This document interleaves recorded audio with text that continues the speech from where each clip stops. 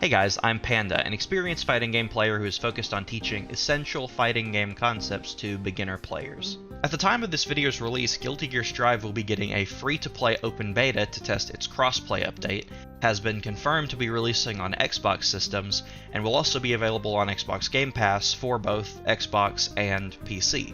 More people are going to be playing this game together than ever before, probably since the game's launch. Maybe you've been eyeing Guilty Gear Strive for a while, or maybe you just heard about it. Regardless, welcome. This video is going to be a breakdown of what you need to know to play the game for the very first time. This guide assumes that you don't know very much about fighting games, but towards the end of the video there will be a little bit more technical information, so I encourage you to watch to the very end because you might learn something. Alright, let's get started. The first thing I want to point out is what makes Guilty Gear interesting or different than other potential titles you could pick up. I'm not usually a graphics person, but I want to say I love the way this game looks. The developer, Arc System Works, has kind of perfected this way to make their 3D models look like convincing 2D anime art, and I just think it's beautiful to look at. I also just really love the character designs. I don't think I've ever seen a more stylish roster of fighting game characters in my life. I just love all of them. Typically, fighting games have systems in them that make them feel special and unique and give the gameplay a certain feeling.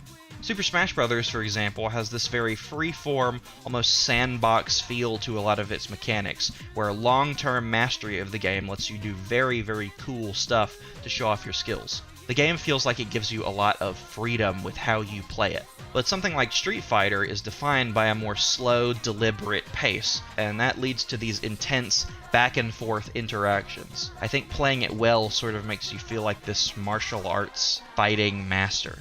But if you want to make players feel this intensity, there's a much more direct way to do it. Pure, unbridled aggression. That is bullshit lazy, still my heart is lazy. If the word kill me, I don't need a new word under you. Soon you will know, we already know the smell of the game. Super. Oh, that is gonna hurt. Yeah, this builds a lot of burst gauge though, so Daru, even if he gets hit again, he's gonna have burst. One more chance, but look at the damage on that. Umi show. Getting pretty close now. Oh, that's a big hit right into the corner early. It's gonna be bad here. The super through the wall. It just keeps going. Umishow's pressure is so good. Combo, but immediate wire C baited. Double baited, bro. I caught two fish with one bait. Look at me go. I'm a champion. Left it. Gets that first. This is the thing that I think defines Guilty Gear. From its characters, to its gameplay mechanics, to its heavy metal aesthetic, everything about this game is just so raw. Out of all the fighting games I've played, Guilty Gear feels like it is punch first, ask questions later, down to its core. And I think it makes for an exciting experience at all levels of the game. One of the biggest things about playing a fighting game online is that if you have some friends to play with, you're probably just going to have a way better time. See if you can get some friends to try the game, since the open beta is free, and the game's also on Game Pass. And if you still don't have anyone to play with, you can always join a Guilty Gear related Discord community or something. I've linked a few that I really like down in the description below. If you can find someone to play with that is somewhere around your skill level, that's the best situation to play in, because both of you will be learning things at the same time, and you won't be overwhelming each other with things you don't know.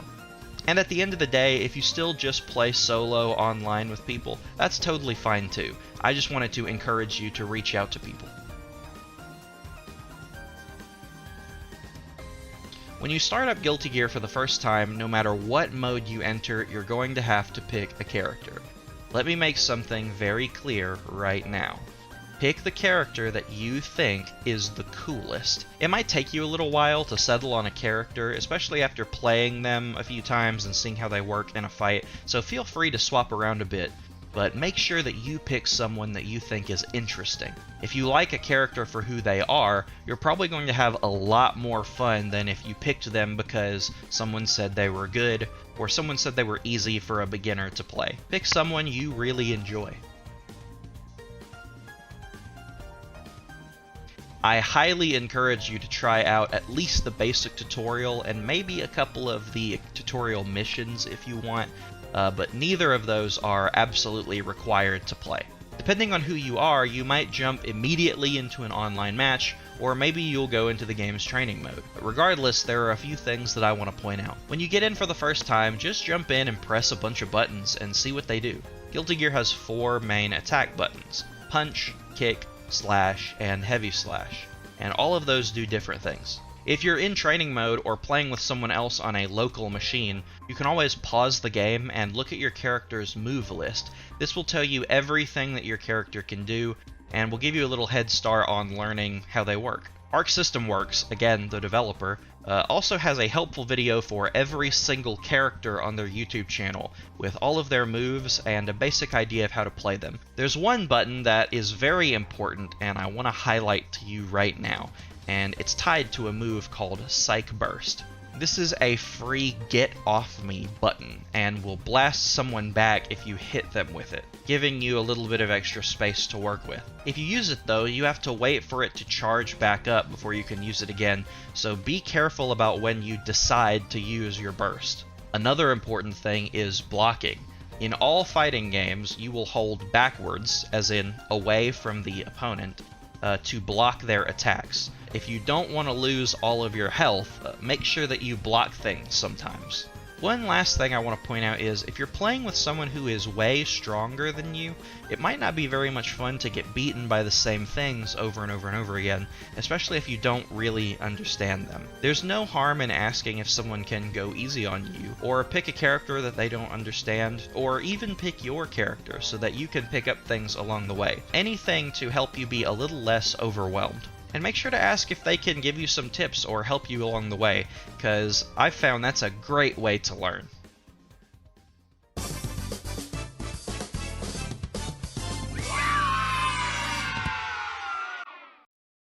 With just that information, you can jump in with some friends and have a good time pressing buttons and seeing your characters do cool stuff. And you could exit this video and play the game and probably have a great time. But if you want to learn a little bit more about how the game works and certain things you can do to be a little more effective in a fight and maybe have a little bit more fun with your character, I encourage you to hold on just a little bit longer. So in most all fighting games, there are actually 2 different ways to block. You can either block while standing by just holding backwards, like I'm doing right here, or you can block while crouching by holding down and backwards, which is the diagonal. What you should know is about 90% of attacks in the game can be blocked either standing or crouching. It doesn't really matter, as long as you're holding back. But some attacks have to either be blocked with one or the other, and we call these attacks either lows or highs, and you might also hear highs referred to as overheads. If an attack would hit you low, so this is a low for example, you would need to block it by crouching, or else it will hit you. I've set this character here, Soul, to block while standing, and if you look, he won't get hit by this attack, because it's what we call a mid. But this attack, for example, is a low, and watch Soul get hit. If Soul wants to block this attack, he needs to crouch block like this. See how I'm not hitting him anymore? That's because he's crouch blocking. But some moves hit the character high, and this includes all moves that you use while jumping, and a couple other random moves some characters have. So as you can see here, Soul is crouch blocking, and if I hit him with an attack from the air, he gets hit. Jumping attacks and other overheads you need to block while standing. So you can see if I swap Soul back to where he's standing, he won't get hit by this attack. With a little bit of practice, you can pretty much always tell when something is going to hit you high. For example, if I jump towards this person, they can see that I'm jumping and go, oh, I should swap to stand blocking. But low attacks are usually a lot faster and harder to see. With these two pieces of information, the fact that lows are often difficult to react to and highs are a little bit easier to react to, you should pretty much always be blocking low, no matter what, unless someone jumps at you. Once someone jumps at you, you can choose to block high. Keep in mind that this creates some interesting ways to mix people up. For example, if someone is blocking low and I jump at them, they might decide to block high, and I can just land and hit them with a low. So if you want to mix people up a little bit and get in some extra hits, try that out. Now we're going to talk about special moves. If you look in the move list, you will see that your character has a bunch of these moves that are done with a motion. These are called motion inputs, and this is how special moves work in pretty much all fighting games. I want to highlight, these might be a little tricky for a new player, but you should not be afraid of them. They're not very difficult to do after you practice them a little bit. The diagram always assumes that you are standing on the player 1 side, so keep that in mind. If you only learn how to do one motion input, make it the forward quarter circle. You'll see that on these 4 attacks with Kai. The forward quarter circle is the most standard motion input and is used across basically every single fighting game that exists. If you learn a forward quarter circle, you'll have access to, honestly, most things that every character can do. You do a forward quarter circle by holding down and then moving into the down forward position and then moving into the forward position. If you do it smoothly, it should look like this. See how this is completing 1/4 of a circle? That's why it's a quarter circle. If you're using a controller like this, you would do a forward quarter circle on an analog stick by holding down and then rotating it around to the forward position, like this. If you're doing it on a D-pad, I like to hold down on the D-pad and then just scoot my thumb forward, or even roll it forward. Once you have the motion, all that's left is the button that you do afterwards. What the game is looking for here is the full motion and then the button in quick succession. If you look on this side of the screen, you can see all my motions happening, and this is what a forward quarter circle should look like. If your move isn't coming out, make sure you're doing the full correct movement. The game is looking for down, and then diagonal forward, and then the button. You want to press the button after that last piece. If you can't do it right away, don't be discouraged. This can be difficult for some new people to do, and you'll get the hang of it if you practice it a little bit.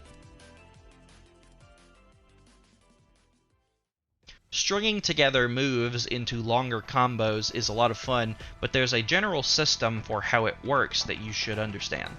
Your moves all exist on a sort of hierarchy with each other, where pressing your buttons is at the lowest end of that hierarchy, and then using a special move, or even a super move, is at the top of that hierarchy. You will combo by moving up the hierarchy most of the time. So as an example, your punches and your kicks don't usually lead to much afterwards, but you can always use a special move right after to get a little more damage out of them.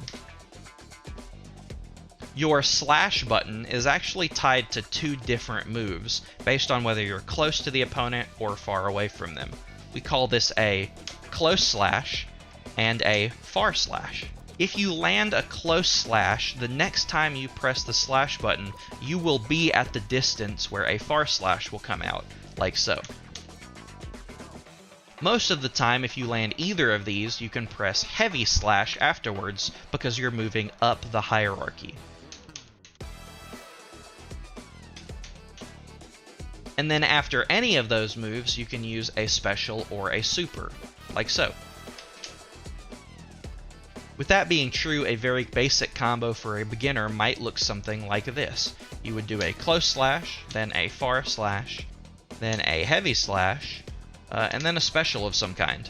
So this is what that might look like doing it with Kai. If you want to do it super simple, you can probably just get away with spamming slash a lot, because these 2 attacks, close slash and far slash, will pretty much always link together on any character. One last thing to note is that these moves will only combo or link together if they actually connect with the opponent. so make sure you land your hits. For example, here's me trying to do slash into special at a distance.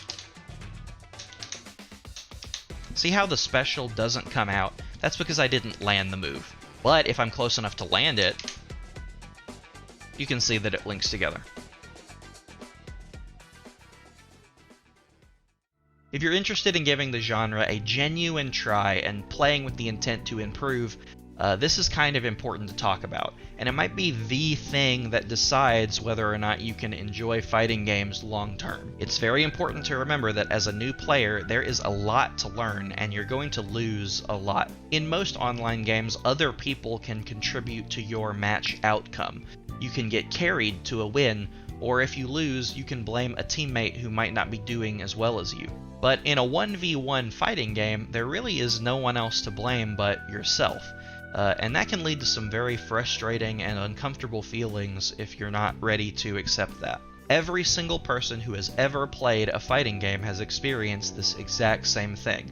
When I started playing about a year ago, I had to learn a lot, and some of it was very hard for me, and I lost a lot of games. I still lose a lot of games, and that's okay. It's okay to lose and to not understand things. Getting beaten in a fighting game is kind of like falling while riding a skateboard. There's no way to avoid it, and it's something that you have to accept if you want to improve. The reality is, there's always an answer for how to deal with something. You might not know what that answer is yet, but you can always learn the answer by doing some research and practicing. And even then, lots of things you want to do will be difficult for you, and you're gonna lose while trying to implement new ideas that you aren't used to yet. I want to make this very clear up front. This is normal. With time, you will grow a little more comfortable, and you'll be able to take on more information. As an example, here is me playing one of my very first games of Guilty Gear Xrd, and I'm playing Kai.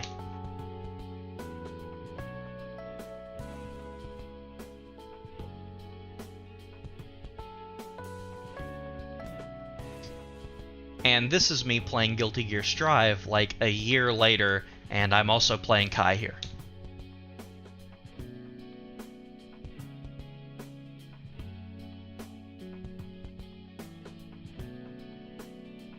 Don't overwhelm yourself with the vast amount of knowledge that's out there, or try to absorb everything at once, and try to keep a very positive mindset while you're playing. And with that, you now know about everything you need to play Guilty Gear Strive for the very first time. I hope that the video was helpful, and if you have any questions, you can always leave a comment on the video or message me on Twitter, and I'd be happy to help you with anything you might want to know.